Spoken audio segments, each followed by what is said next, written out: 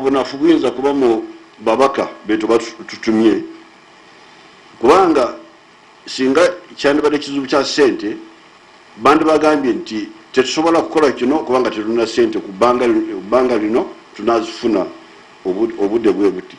So nekyo nakyo weekiri ekyababaka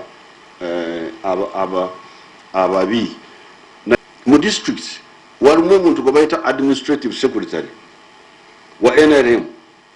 Oyo omuntu bamusasula alina office tanna mulimu mulala gwonna gwakola ali awo. Singa omuntu oyo abadde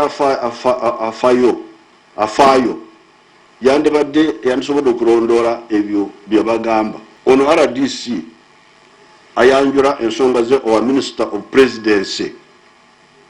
Ekubeera nalyo lyandibadde likola okumala ebizibu bino ekisobola okukola ne bakikola ekitasobola ne babanyonyola.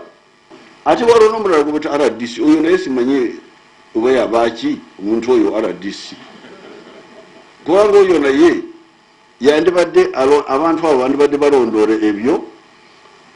Ono administrative secretary nabyanjula owa secretary general katutaddewo secretary general atanna mulimu mulala kubanga mujjukira ekyo nakyo kyali kizibu.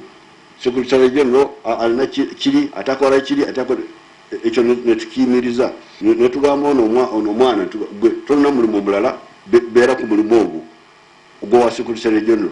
Ate otuule no mu cabinet omanye ebifa mu cabinet omanye nebifa mu districts. Bani abanamuleetera ebiri mu districts bano ba administrative secretaries. Abantu abo bantusobodde okujjayo ebizibu ng'ebyo nga bino byakoowe ne bamutegeeza nti abantu bakaaba ekibiina kyajja nekibanyegako ssente bako kyokara ono n'agenda wa prime minister byandibadde bikola kubanga oyo administrative secretary oyo talina mulimu mulala. Lwaki ebyo tabireeta?